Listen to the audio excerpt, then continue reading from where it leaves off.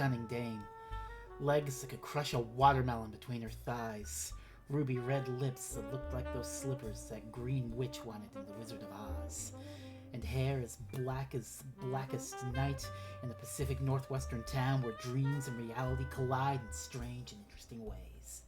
Oh, I'm sorry. I appear to have been reading from a drugstore noir book. Hello, everyone. Welcome back to Quantum Leap Reviews, Episode 9. We're discussing Play It Again, Seymour. Hello, everybody, and welcome to basically Quantum Leap does film noir. Basically, yeah. This is so. I'm joined by Sean and Mike as per usual. We're discussing Play It Again, Seymour, the final episode of the first season of Quantum Leap, which was truncated down to 8 because it was a weird mid-season replacement. 9. 9. It's 9. Okay. It's 8 episodes, but the first 2 are the opening episode. Okay. Yeah, it's the pilot. Yeah. Okay, it's 9, but Genesis is okay. Fair enough. Well, 8/9. This is the final. This is the final episode. A strange season. The first season. Things really codified. Hits hard. Yeah. It really hits hard. Yeah. Honestly, seeing the old intro for the first season, I actually kind of like it more than the new intro with the narration. I like the montage of historical images with the years. Yeah. I really liked the first season's intro. I liked the first season intro. The one that is actually hilarious to me is when you get to season 5 and you compare season 1 to season 5.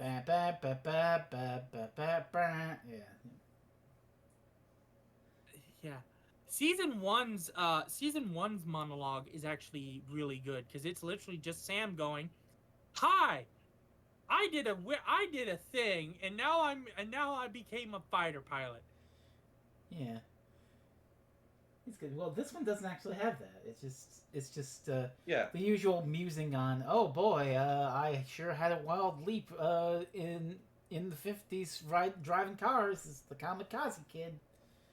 Which is a very heavy show about domestic abuse that we'll do someday. Which follows the episode about an African American individual in the 1950s. Boy, Quantum Leap hitting hard.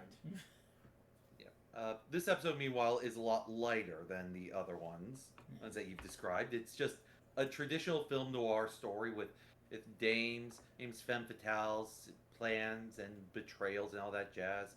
Basically, by the numbers film noir stuff, which, if I'm being completely honest with myself, I'm a tad bit bored by. I'm not really into trad film noir. I much prefer stuff like Kiss Me Deadly or Night of the Hunter or The Long Goodbye, where there's a twist on things. Right. Well, there's sort of a twist going on here.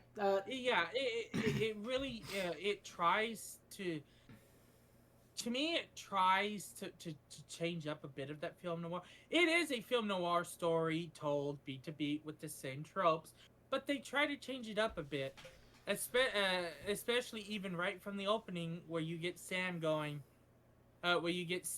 basically leaping right after where the credits would end on a film noir movie.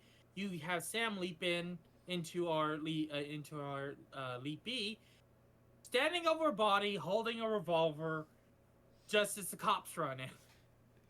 Actually, some film noirs would open with the main character over a body. This would the obvious one would be Columbo, where literally all of Columbo's episodes start with the murder. Yeah, they start with the murder. Yeah. Yeah, like alternatively, you have Double Indemnity, which starts with the man being in the position that he's in. But the noir story starting with the detective standing over a dead body with no idea how he got the gun is a traditional noir storyline. Yeah. And yet they do try to twist it a little. The main conceit being the fact that the leapy Nick Allen is actually writing a noir novel about the events in his life, and it is written as a trashy noir novel filled with those cliches like the one I opened the episode with. I think there's one line. Though He was shaking like a grass skirt in Honolulu or something like that, and Sam's reading this and is like, "Oh my god, this is terrible." Shaking like a woman's grass skirt on Waikiki. Yes. Though it does raise several questions, like given that we don't know, like the novel was never finished, and also Sam is in the body. How does the book actually get published? Seymour. Yeah, well, no.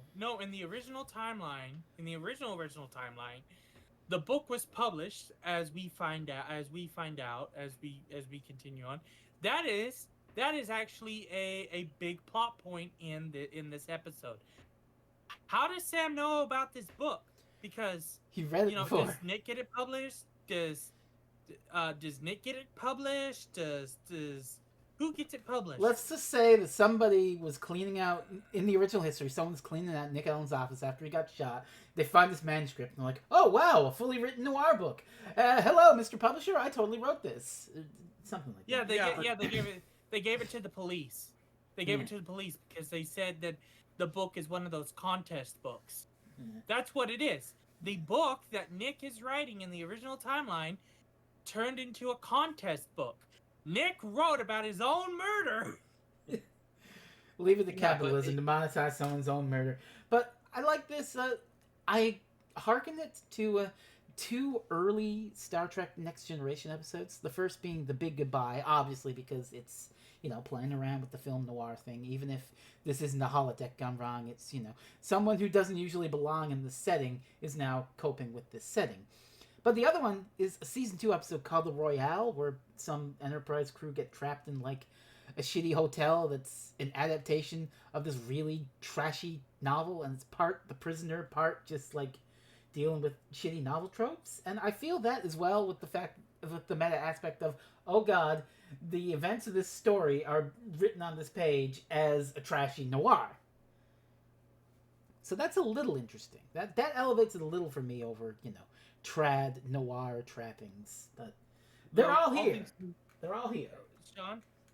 Yeah, all things considered, the plot of somebody finds a noir novel and decides to publish it under their own name is basically just Ira Levin's Death Trap. I believe it's just another thing of what I find hilarious is right after the credits, Nick's Sam in Nick's body's doing the cleaning himself up in the mirror. It slowly turns, and you're like, oh, so he sees his face. Is that? No. Oh. Yeah, the Leapy. Humphrey Bogart, everyone. The Leapy looks exactly like Humphrey Bogart, which leads to a couple of funny little moments. He could be a body double. He could be a body double for Humphrey Bogart, and literally Sam looks to Alice like, "Am I Bogey?" Yeah. And I'll go, "No, he's Bogey's doing a film with Sabrina. Bogey's in Long Island with Audrey G. Hepburn." Yeah, though this does bring to mind another work of 90s television, late 80s, early 90s television, Tales from the Crypt, and the episode You Murderer, wherein a guy who got plastic surgery to make himself look like Humphrey Bogart is murdered, and we see the entire story from his point of view. Oh, that's intriguing.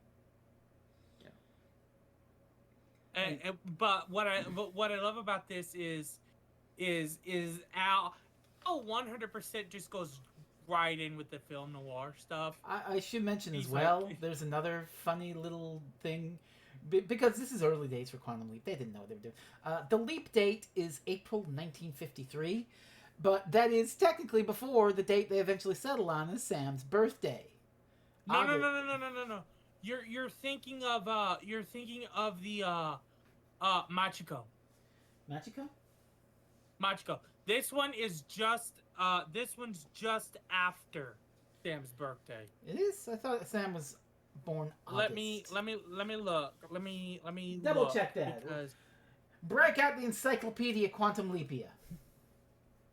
Yeah.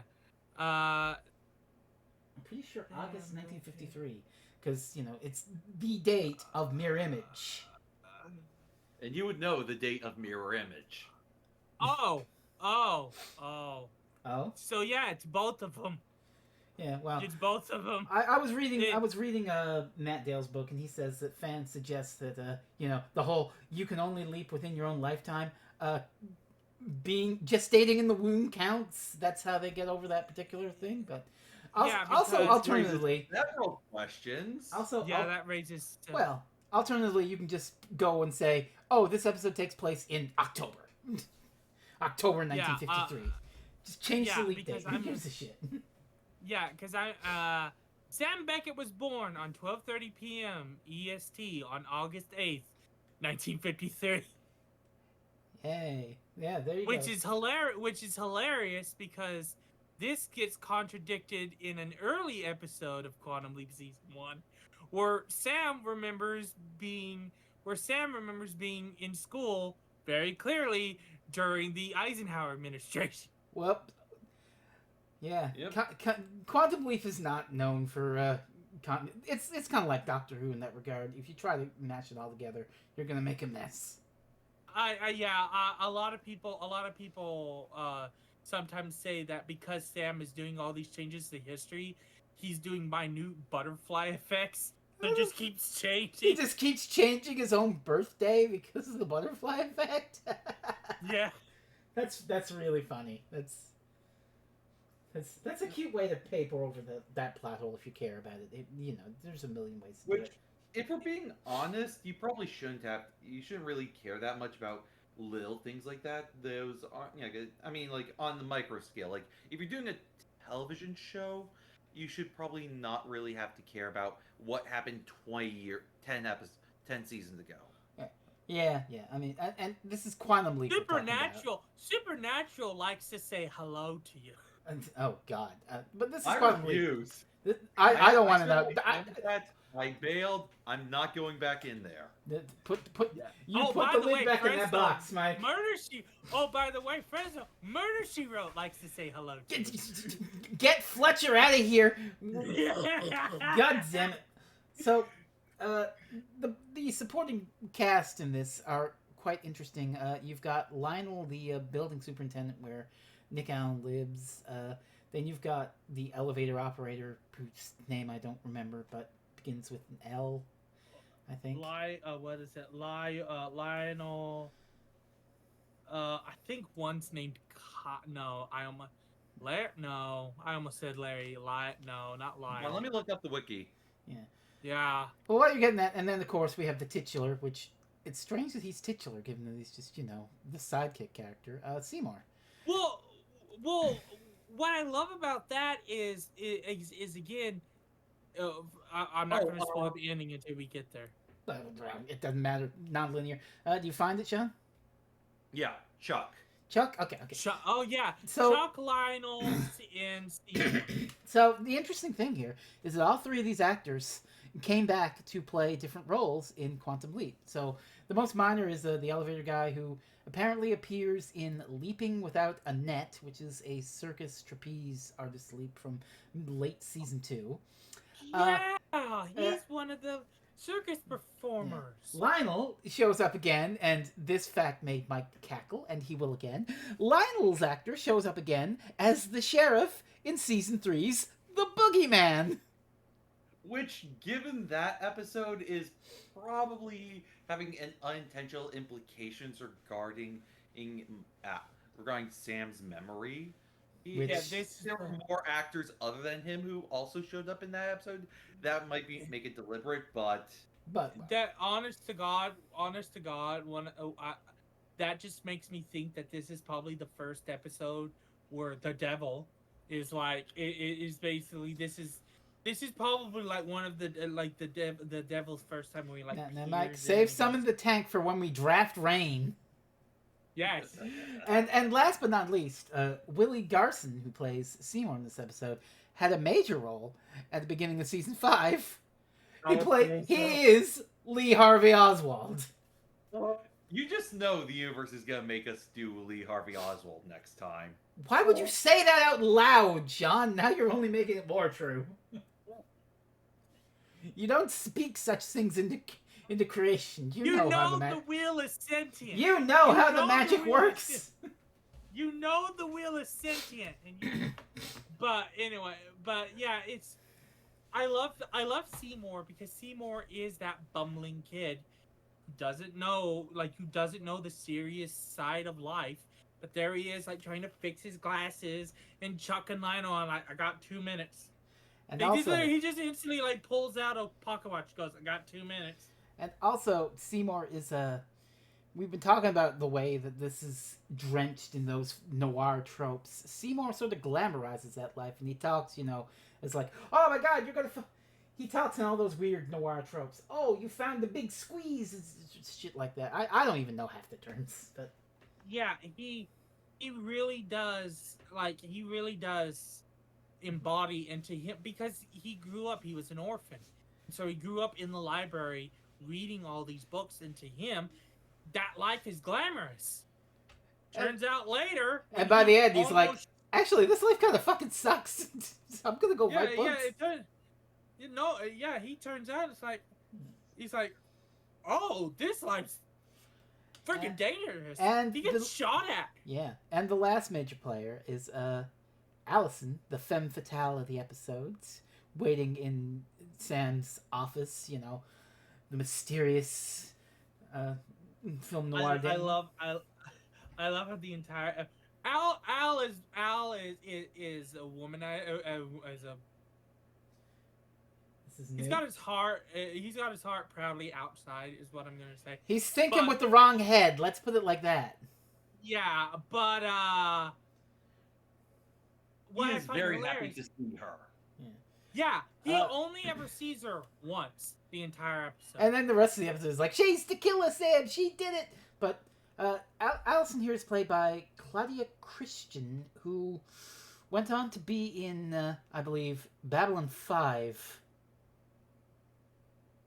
Babylon 5.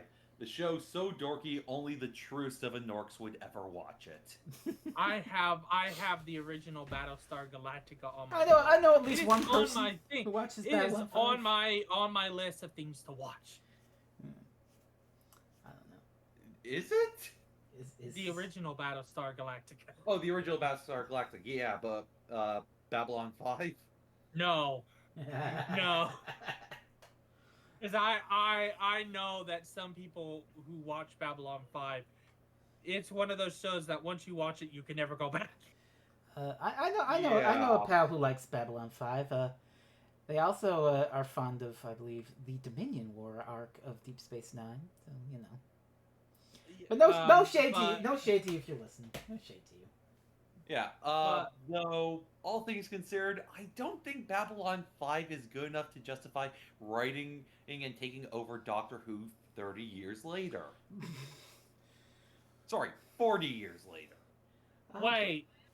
But how else will we save? But how else will we save ourselves from being dead forever? Sorry. Yeah. Sorry.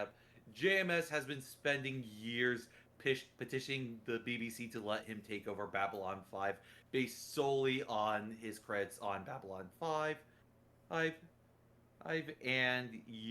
And he could, the closest thing he could right now to leverage is Sense8, which is very much not the show where he was the main pull for that. Didn't Ian Levine retreat to Babylon 5 in a fit over something or other? That was his response to Joey Whittaker being cast. And then 3 years later, Power of the Doctor, I loved it, 10 out of 10. Yeah, and he loved Power of the then Doctor. the reality war got him to rage quit. Again. Well, to be fair, everyone quit after the reality war because it's dead forever. It's gonna be. But anyway, I'm back away from Doctor Who. Yeah. So this is around. So I'm just going through these things. We don't have to go completely linear, but we're drenched in these films. I love how he finds. I love how he finds the book, and Sam's digging through. By this point, he's got deja vu, so he's able to stop a couple of the things, or go oh, I know this and this. And he's able to pick out a few of the things, and so when he pulls out the manuscript and actually reads a bit, he goes, "Oh my God, I'm not crazy.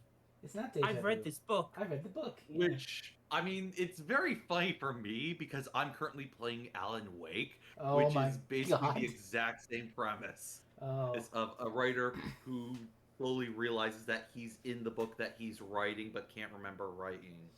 Ooh. Uh, yeah.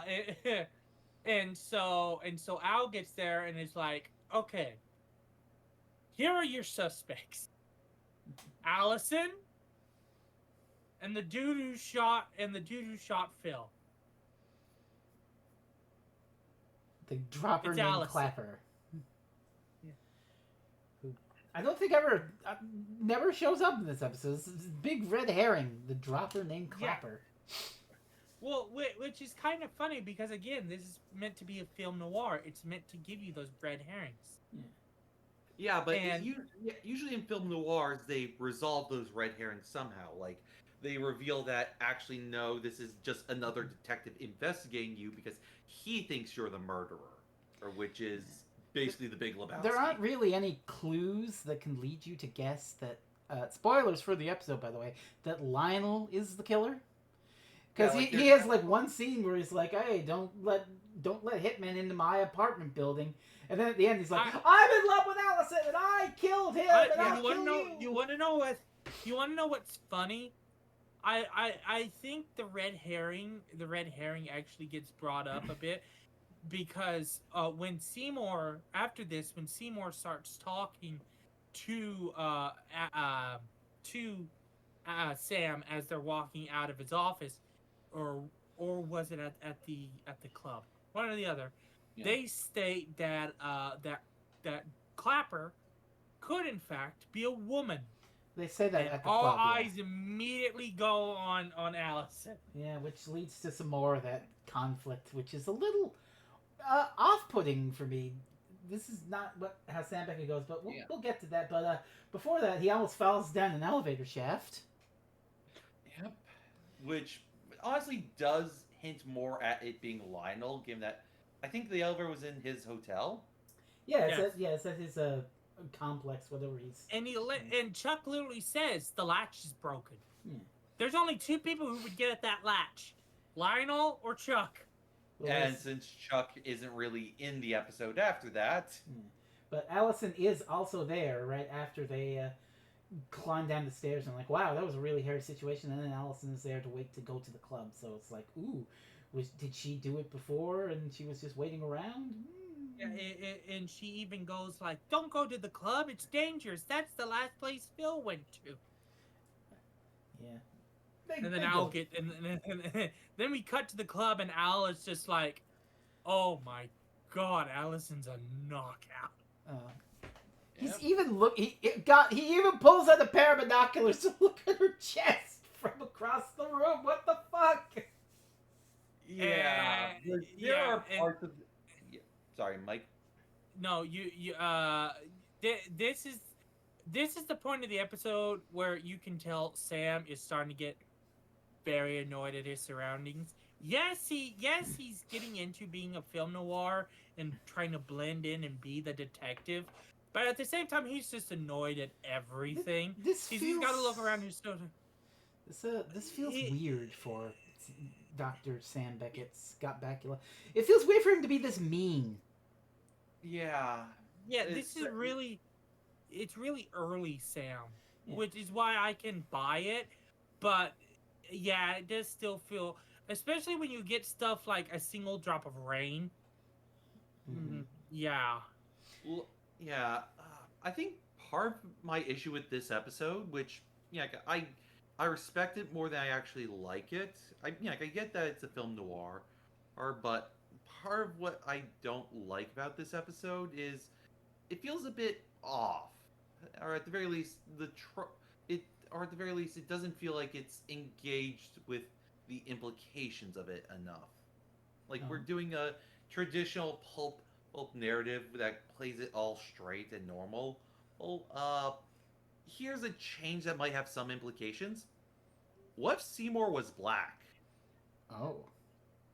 Like, this is the 1950s, and yeah, it's New York, but there's still racism in New York.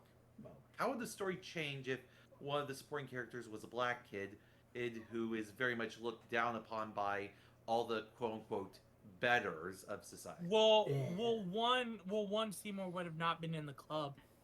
Yeah, that 100%. that might yeah, that might add some implications. Like they have a potential threat of maybe Seymour's the killer, which no. Can you imagine this actor menacingly holding a gun in Quantum Leap? I could never. So anyway, in the Quantum Leap episode Justice, no. That. We're not there yet. Though I think this episode does have a Kiss with History episode about out racism. Oh. This season. Oh, the season. Yes.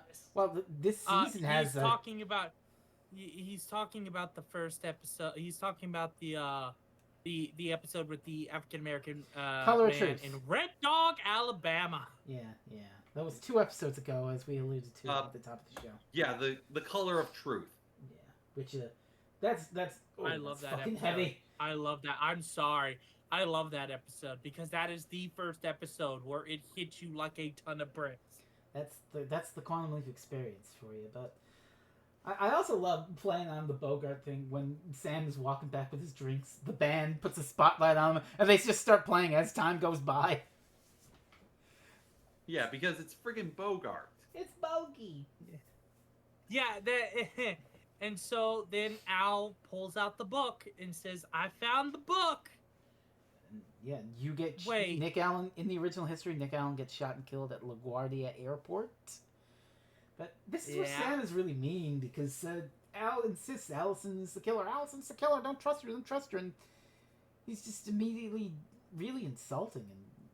Yeah, I to me when I first watched this episode, I was enthralled. Again, it's what happened with Zagreus. This is what happens with Zagreus.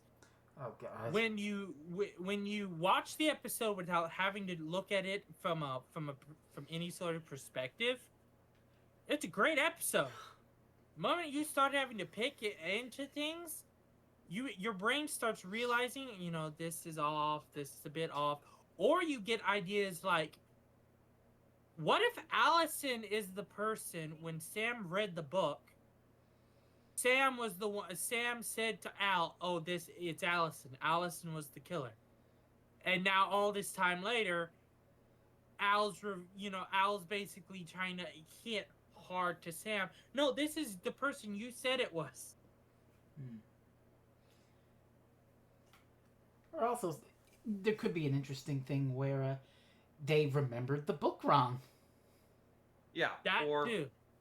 Yeah, and there's also, the obvious thing that you could do with this episode. Why is it shot in color? Yeah. Oh well, it's shot in color because it's a 1999 broadcast television show. But I can understand. What you mean. Because I'm looking at it from the modern. Or hey, we can have episodes that are not necessarily shot the way normal episodes are. Or then again, keep in mind also, Sean. Have you two ever heard of a TV show by the name of Castle? Yes, Jonathan's favorite. Castle does a film noir episode, and whenever it cuts back to the past, it does like a film grain. Doesn't go full black and white, but it does film grain. There's also an episode of It's Always Sunny in Philadelphia called what am I blanking on the name of it? But yeah, that kind of makes me think of the janitor always mops twice, which is just shot as a film noir from the 50s. Also, since you mentioned that show, Sean, isn't there literally a Quantum Leap episode of It's Always Sunny? Let me check. I'm pretty sure there is. But also, I will say, in regards to this should have been a black and white. Keep in mind. Go ahead. Oh no, there is. Oh no. I'm just gonna tell you the episode's name because I don't feel like I don't want to get into the full implications of it. Type it. Type it in the chat.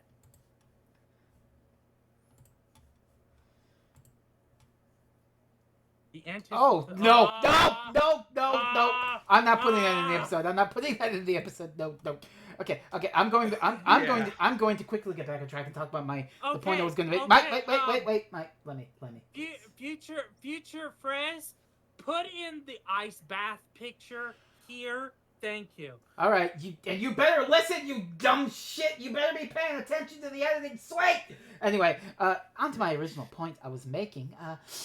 The idea of airing this in black and white in 1989 wouldn't have held true because keep in mind, at this time, the late 80s, there was the entire Ted Turner debacle of we can't just air black and white films on the TV. We have to colorize them so that people will watch it.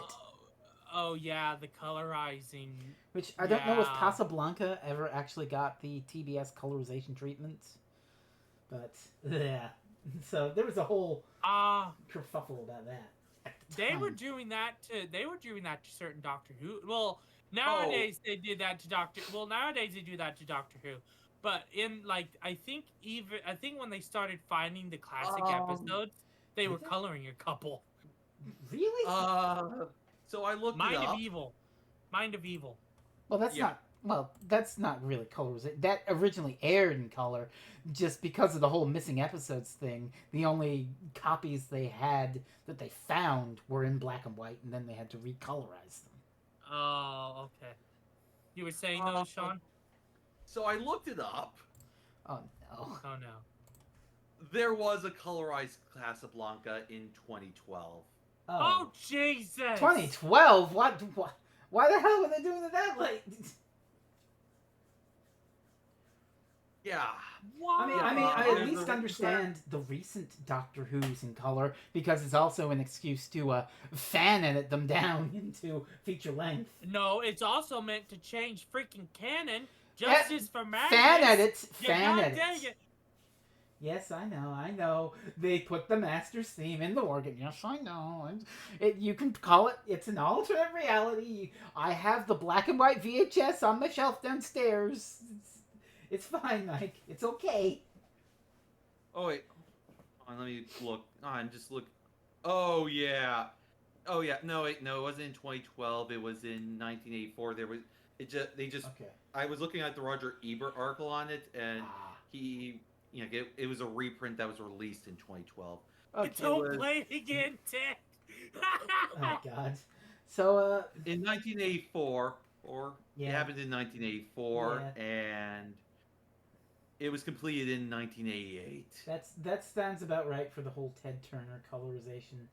Kerfuffle. Yeah, and the Library of Congress deemed that the color change differed so much from the original that they gave it a new copyright. Oh my God. And also, I'm not even going to mention that. Let's just talk about, once again, Sam Beckett being mean when he calls Seymour a nerd, a wimp, a wussy, little baby bitch boy. Go home, you stupid head. That I could, without, but with Seymour, when you find out about when Sam goes back into the building and sees Seymour, all that, you find out the reason why Sam did it. Still out of character, but you find out the reason why. Yeah, it's to protect him. For the kid. He's terrified for Seymour. They just got shot at. Okay, but they just got shot at. But also, Mike, I will say, it still jars because season 4 Sam would not do that. Season 4 Sam would tell him straight up, this is a dangerous thing. I do not want you to get hurt. Stay home, kid. Instead of saying, you're a chump. I don't like you. Go home. Yeah. So that's why it feels jarring when you go back. And then what does he do? He immediately gets Seymour backpedals. But also, it feels like he was trying to bail on him because he's like, okay, Seymour, I was just looking out for you. Go get your raincoat. And then when he goes, he's like, bye, Seymour. And his full intent is to go to the cab and go to LaGuardia without the kid. So he's still, tricking him to protect him. But it's only that, Lionel gets in the cab and it takes the fuck off that he comes along for the climax. And so you basically get Al sitting in the cab and This and is a Sam cute basically scene. lays it all out. He apologizes to both of them at the same time without letting on that I am talking to you, to both of you individually. He manages to frame it so that he's talking to them both at once. I He's like finally he's even finally starting to understand the lingo of film noir. that. Yay! Oh God, I understood you. Get me out of the sleep. Which so we've got the final confrontation at the airport with Sisu. Oh God. Unfortunately, we have to talk about this kiss with history. Yep, ladies and but gentlemen. but wait! I can delay it one more time. Please. I can delay it one more time. So when they get out of the cab and Sam tells him a bit about Allison, he says, I don't really believe it, but if you do see Allison, peeping Tom her until you can get a line of sight on my big squeeze. Big squeeze, Allison. And then you have Al, and then he literally looks to Al with this smirk on his face and goes, "I thought you were up on all this on this film noir lingo." He goes, "Oh, I understood you. I just am confused. In 20 years, Big Squeeze got from Seymour to the public lingo." Yay! He altered the timeline. Anyway. Yep. Hey, and look. now for other historical relevance. Woody Allen shows up. Look. We didn't know. In 1989, we didn't know. Yep. At most, we had Manhattan, which is about a 42-year-old playwright having a relationship with a 17-year-old girl, but... Yeah. Christ yeah, almighty. Woody Allen... But it's Allen brief, at least. He assumes it's Humphrey Bogart and says, "Oh my God, Mr. Bogart, I love your movies. Oh, I really want to be a filmmaker myself." With shit like this, whatever. And can I have his signature? And Nick takes off because Seymour is being held at gunpoint by Lionel. I really like the final gunfight. The way that Al is like using the fact, I'm a hologram, I'm bulletproof, to guide him, and the joke of Sam, he's reloading. Where are you, Sam? Where are you? And you see Scott Bakula's arm come out of frame with the gun. And this is another funny little running gag in the episode where he does an impersonation, assuming it's Bogart, but it's the wrong guy. He does a Jimmy Cagney, and then at the end he's like, I've got you now, see? That's Edward G. Robinson, Sam. Oh, Edward G. Robinson. You can tell Sam's understanding a bit. Like he said, his mind switched cheese. Anyway, he's got the right idea.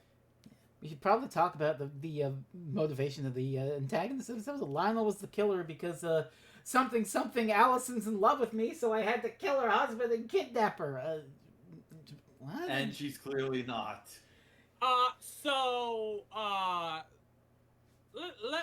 In the original history, just to say, Nick gets shot at LaGuardia. Phil dies in his office. Allison and Seymour disappear that night under completely different situations, which also means that Chuck also died that night, which is another thing. Maybe in the original history, most likely. Maybe in the original history. Yeah, maybe Allison kills Lionel in self-defense after he's like, you're mine, and then she and Seymour flee the country. Or Lionel kills Seymour and takes Allison away from the...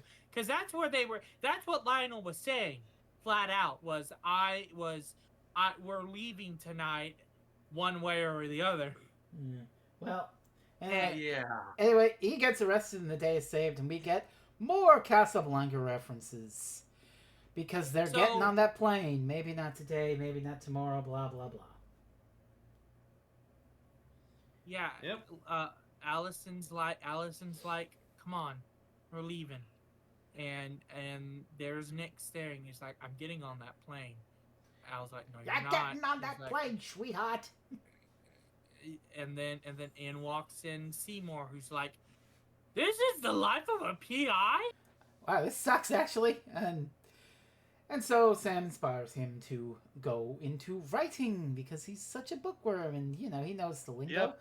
And so And presumably then, he'll go on to make more pulp noir novels. yep, and Nick will become Seymour's partner. Well, they're gonna go Yep. off. Well, he's gonna go off with Allison on that plane. The good end of Casablanca now. What's funny is Yeah.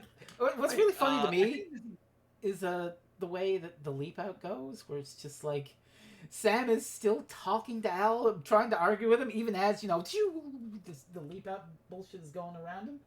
Like later on, Yeah. he'll just freeze in place as it happens, but he's actively moving and they're rotoscoping it around him. It's really funny to imagine. Hey, I'm talking to you. What is going on? Can I say the disconnect between this and season 2? Oh yeah, we're gonna get into it anyway. So please go ahead, Mike. Yeah. So after Al's arguing with Sam and everything, and Sam leaps in, and he's in a bubble bath. And so you hear this woman going, "Oh, you gotta get ready, you knucklehead! You gotta get ready, Miss Youngest Secretary of the company." Miss. Stands up, and Sam has leaped into a woman.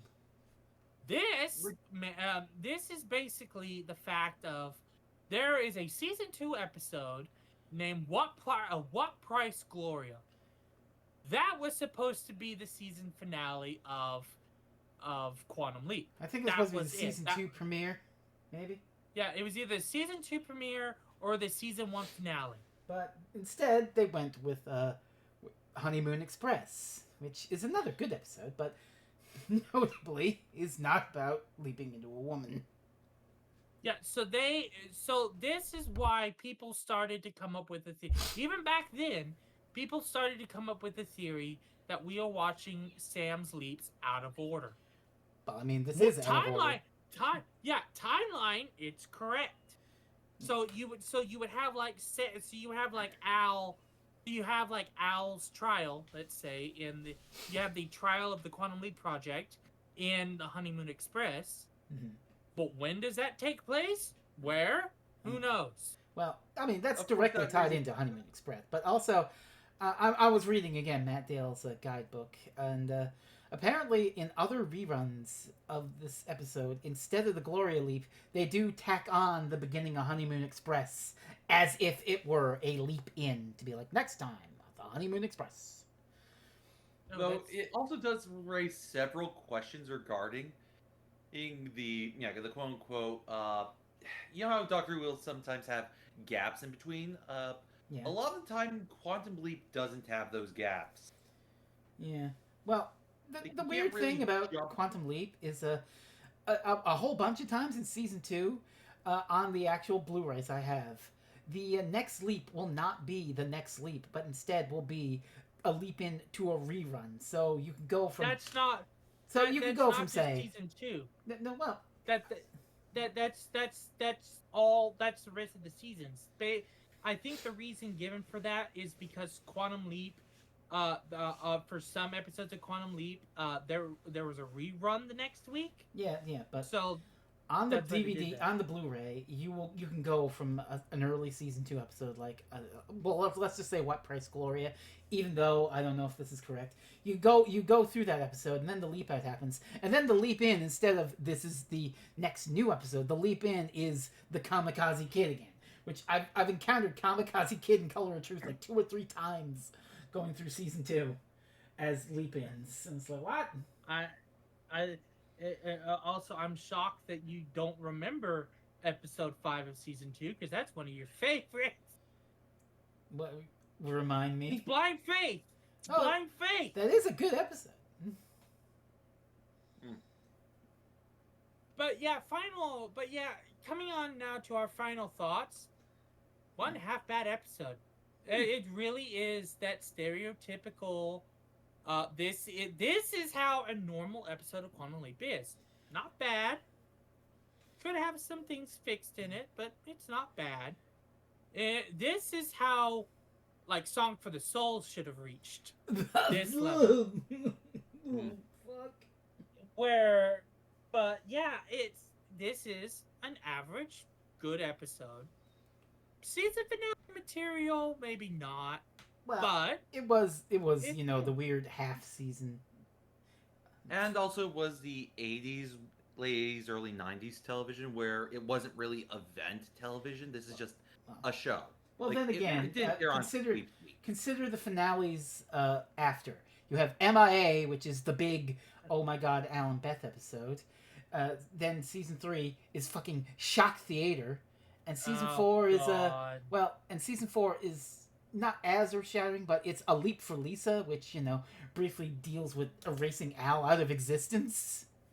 So, and then the And I teaser love and and the I teaser for that that is of course Lee Harvey Oswald. yeah, that one's kind of hilarious. That one's kind of hilarious because immediately after he accidentally erases Al from history, the dude who replaces Al is like, "You must put Al back into history." Yeah, yeah. Well, I mean, he's here to put what right, but once went wrong, and that went really fucking wrong now, didn't it? Honestly, it'd be kind of hilarious if there was an episode where Sam fucked up in a bad way, leading to someone else being the Quantum Leaper, Oh or god. who Oh, has to restore Sam. Killing Time is a good episode where it's a non-Al hologram. Yeah. Well, that's less Sean's idea, and more. Oh god, we fucked up, and the Leapy is on the loose with a fucking gun. Oh But God, a serial killer! Slam leaped into a serial killer, and the serial killer is now free. yeah, that's a wild episode for season 5. But we might not get season 5 anyway. My thoughts on Play It Again Seymour. It's good. I enjoy the it's playing the noir trappings pretty straight, but I enjoy the canvases. I recently watched that new Naked Gun picture, and it had that same noir energy, but a little better because the contrast of the noir energy with these characters playing it deathly serious is intermixed by there being something rock fucking stupid happening every 45 seconds and being no sold. So that's good. Oh God, yeah. Oh God, the Mission Impossible bit where they just keep revealing. Oh, here's another layer of your entrapment. The fucking snowman. Oh God, yes, the snowman. Oh, it was a good Yeah. film, but this And then episode. there's oh, God. And then there's Dave fucking Batista showing up. Okay, okay, Like, okay. have you seen the new Naked Gun film? Yeah, well, Oh God. Well, I've heard about it. I haven't seen it. you should. It's good. Yeah. Anyway, to continue my thoughts, it's a pretty good episode. I like that it plays meta with the fact that a book is being written about it and it's laden with these noir similes, metaphors, what have you. You know, legs like a vice or whatever. But I like it. It's upper half of season 1 for me. So it's good. Sean, go ahead. I was fine. If I'm being honest, I don't like this blend of noir.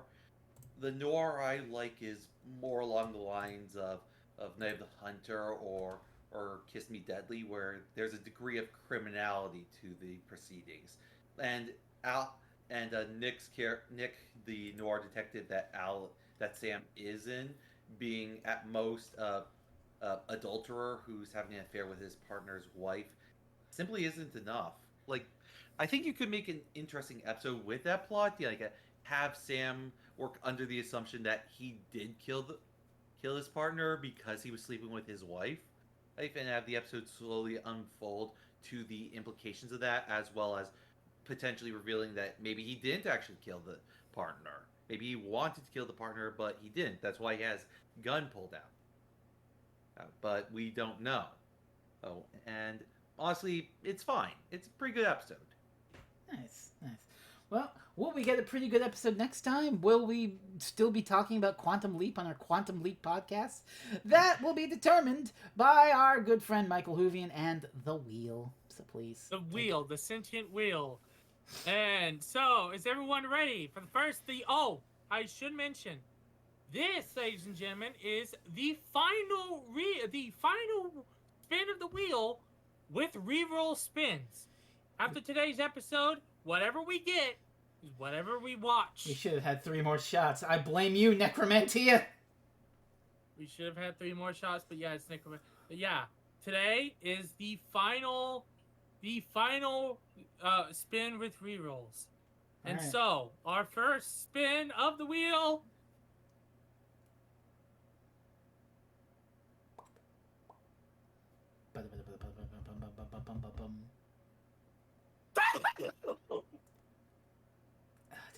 What is it? Breathe, Michael. Breathe. Next time on Quantum Leap Reviews, we go to season 3, in which we are met, in which Sam faces the devil. No, you didn't. Oh no! Oh no! Okay. We're gonna put the honor system in. We believe you legitimately spun that. No, you know what? You know what? You know what? I'm gonna. You're gonna put this in the freaking video. Okay, I'll put. You're gonna put this in the freaking video. There it is. There it is. Oh boy. Oh boy. Oh yeah, I was just about to say send that in general so Rain knows he's being drafted. I'm sorry, Rain. I can't control him. You're being drafted, motherfucker. Next time it's the boogeyman. So I so thought we were about to get one strobe over the line. It was getting that close to one strobe over the line. And I thought, oh, is it? Are we really gonna cheat? Nope, click. So just to confirm, we are recording, right? Yes, we're recording, John. Yeah, because I want to make sure that we actually get to do this one. Mwahahaha. Mwahaha, ha ha ha ha ha ha. Alright, so, plugs and whatnots, Blue Skies down below. I'm on Twitch Mondays and Thursdays. Also, I had a fun thing I did yesterday as of recording, where I was a participant in Dot Level's Super Street Fighter 2 Turbo Beginners League. I went 2-3. I had fun playing fighting games with people. You get to see any of that, Mike? I saw a bit of it, and I saw you. Congratulations, by the way. I assume you broke even. You saw me get. Well, I didn't break even. I went 40% win rate in sets, but still, middle of the road. I'll take that. I had some close matches against the final opponent, the Fei Long, but got my shit ripped in one too many times. But it happens. It's all for fun. Yeah. Mike has a blog, michaelhooving.blogspot.com. It's down below. Sean, what are you up to? I'm currently editing Lena McTeer's print version of Back to the 11th Hour, which hopefully will be out in November. I'm also currently editing a podcast on Twin Peaks. Its first episode was supposed to come out last week, but due to several things in my personal life involving starting my job as a teacher again, and it got delayed to this week. Okay, well, we'll be so that's going to be up later this week. Looking very forward to that. And, we've got lots of other fun links down below and whatever the hell is going on. But that's it for this episode of the Quantum Leap Reviews. So literally what has just occurred, ladies and gentlemen, is finally we finally rope in we have been trying to get this man to watch this particular episode now for almost 2 years. He's watched a couple episodes. You're using the royal we here. It's mostly been you. Yeah, I've not been a part of that. And I also again, I've been playing Alan Wake 2. Yeah. Well, there you go. Well, synchronicity or something. We're going to celebrate Halloween early. This is the Halloween episode. Yeah, we're emulating all the retail stores. We're putting our Halloween shit out early. Yeah, it would be the, oh my god, I think it will actually be, yeah, it will be almost the end of September. Well, Mid-September. it kind of works. Yeah, close enough. It's close enough. Spooky season coming early, and we're drafting our good friend from Doctor Who Reviews, Rainiac. Uh, I can't stop him. I can't stop him, Rain. I can't stop Mike Rain. You're being drafted. I'm I sorry. just I just find it utterly hilarious how we have been talking this up, and the final spin with re-rolls, and that happens. Yeah, well, all right. Next time on Quantum Leap Reviews, The Boogeyman from season 3. Getting spooky. So thank you all very much for watching, and we hope you enjoy whatever it is you watch next. We miss you, Matt, and say goodnight, everybody. Good night. Good night. We will see you next time for when things get spooky. Woo! It was a it was a dark and stormy night when I woke in my gothic manor.